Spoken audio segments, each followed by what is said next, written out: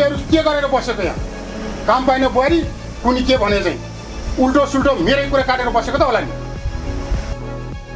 हेर्नुभयो त प्रधानी आमा कसरी सरकार गयो हो नि कृष्ण यस्तै भइरह्यो भनेदेखि त म पनि यो गाउँबाट सरुवा भएर अन्तै जानु पर्ला जस्तो छ यसो भनेर कहाँ हुन्छ रवि सर हामी सबै गाउँले मिलेर रहनेलाई लखड्नुपर्छ हो ठिक भन्नुभयो सबै मिलेर लखड्नुपर्छ दुईटा मिलेर कुटेको मलाई झलझली याद आइरहेको छ म्याम तपाईँलाई एउटा कुरा थाहा छ के कुरा हो र त्यो प्रधानको बुहारीको भाइ भोलालाई त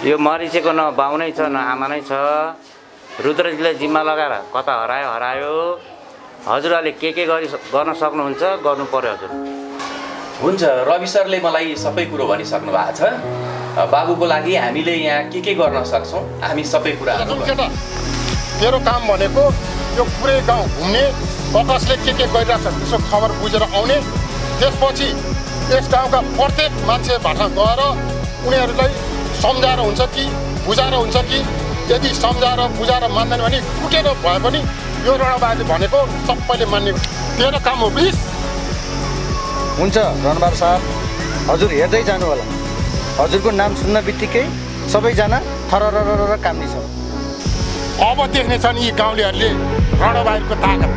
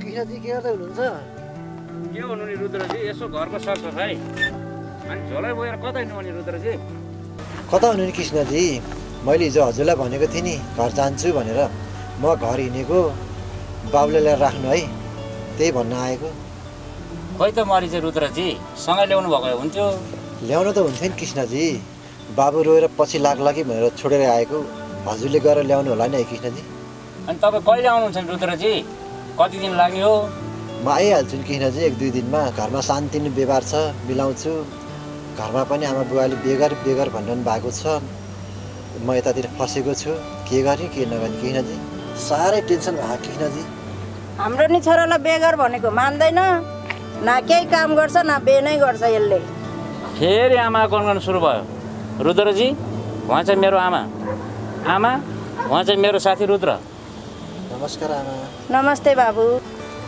सन्चै हुनुहुन्छ आमा सन्चै छु बाबु बाबुलाई त मैले पहिलोचोटि देख्दैछु त ठिक भन्नुभयो आमा म यहाँको होइन दलेकोमा आएको म दलेको साथी हो नि आमा ए तिमी दलेको पो साथी हो नि आमा म दलेको साथी यो दले मुर्दार छोरालाई छोडेर कहाँ गएको हो पाल्नु नसक्नेले किन जन्माउनु त्यो बालक बच्चालाई बिजोग बनाएर ठिक भन्नुभयो आमा म त बिचमा परेको छु हेरौँ आफ्नै समस्या छ नहेरौँ त्यो बाबुको बिजोग हुनुभयो म त के गर्ने के नगर्ने दोधारमा परेको छु आमा के गर्नु नि अब पौवामा नभएकोलाई लगेर राख्छ नि त्यही ठाउँमा लगेर राख्नु। अब हेरौँ के हुन्छ। हस् त कृष्णजी, अहिले म लागेँ। हस् त रुद्रजी। हस् त आमा। हुन्छ बाबु, बिस्तारै जानु। फेरि कहिले आउनुहुन्छ? म 1-2 दिनमा फर्किहाल्छु नि आमा।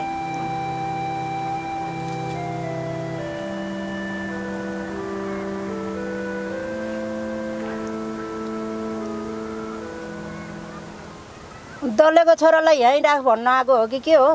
हो आमा, मरिचलाई 1-2 दिन यहीँ राख्नु पर्ने भयो।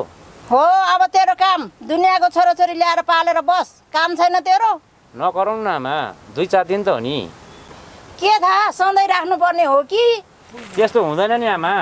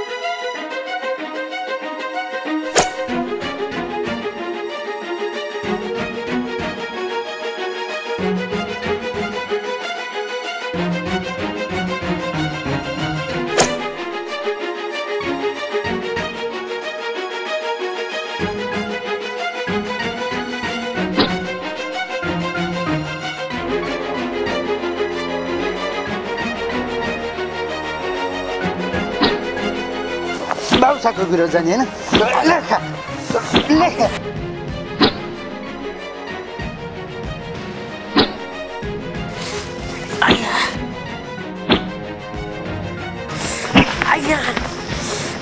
मलाई माफ गरिदिनुहोस् हजुर, मैले केही गल्ती गरेको छैन।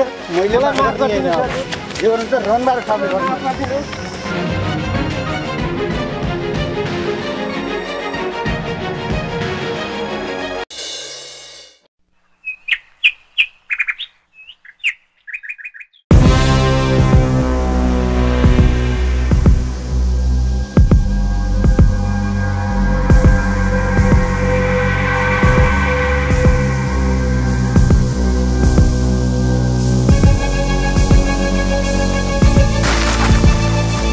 होइन हो केटा, यसले आज फेरि के गरेछ? के गर्नु बाबु साहब, म गाउँतिर जाँदै थिएँ। यसले गाउँको मान्छेहरूलाई सबैजना मिलेर रणबहादुरलाई गाउँबाट निकाल्ने कुरा गर्दै थियो। त्यही भएर लिएर आएको बाबु साहब। यो केटाले चाहिँ गरी खालाएको छ। अनि ओइ केटा, त पशु होस् कि मान्छे? तँलाई योभन्दा मैले पहिला कुटेको पुगेन? यसलाई यो रुखलार बाँध्ने।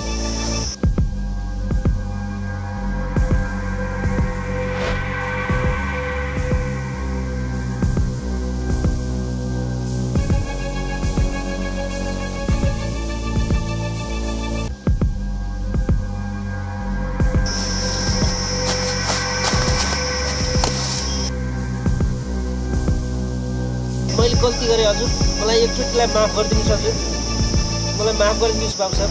के भने रे, यो रणबहादुरले ज्यान लिनु मात्रै जानेको छ, तर कसैलाई माफ गर्न जानेको छैन। प्रवेश, मलाई माफ गरिदिनुहोस् हजुर, म अबदेखि गल्ती गर्ने छैन।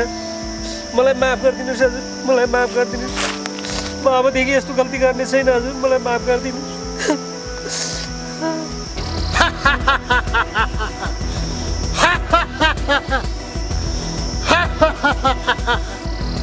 जति चिच्याइस्, जति कराइस्, त्यति मजा आउँछ मलाई। हो, म कोही पनि हाँसेको, कोही पनि रमाएको मलाई मन पर्दैन। प्रवेश, ओ केटा, गाउँमा गएर सबैजनालाई बोलाएर लिएर आइज। यसको हालत देखेर यो गाउँको मान्छे सबै रणबहादुरदेखि डराओस् अनि चेत पनि आओस्। प्रवेश, हुन्छ बाबु साहब।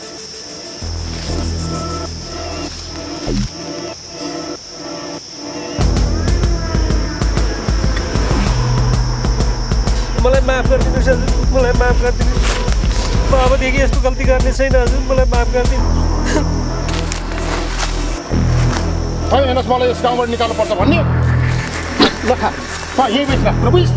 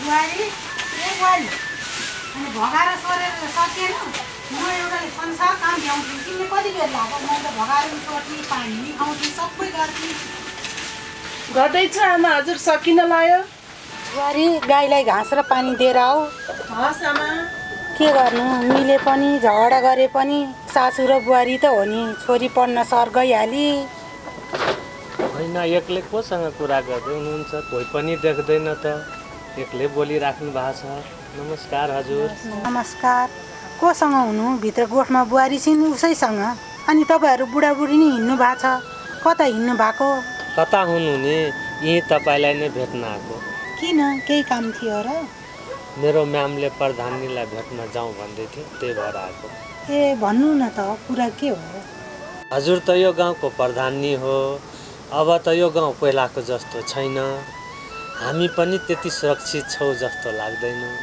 त्यसैले यो कुरा प्रधानीलाई भनौँ भनेर आएको प्रधान साहब कहिले आउनुहुन्छ अरे यही खबर गर्नुभयो खबर गरेको छु अब छिटै आउनुहुन्छ अरे त्यो रणबहादुर त त्यो रहने हाम्रो कोही पनि होइन हाम्रो आफ्नो भएको भए मेरो भाइलाई त्यसरी कुट्दैन थियो र घरमा आएर त्यसरी धम्की पनि दिँदैन त्यही त अब यो गाउँमा के हुने हो थाहा छैन प्रधान साहब अब आएर यो गाउँलाई सम्हाल्नु भएन भने हामी पनि यो रणबहादुरको शासनमा चल्नुपर्छ कुन बेला के हुने हो के गर्ने हो भन्ने नै थाहा छैन त्यसैले प्रधानी साहब बुहारी नानी हामी त अन्त्य सरुवा भएर जानु पर्ला जस्तो छ के भन्नुहुन्छ सर त्यो रणबहादुरलाई ठिक पार्न बुवा हजुर र मेरो श्रीमान आउँदै हुनुहुन्छ ओ आउँदैछ अरे के भनिस् रे मेरो बाबु साहबलाई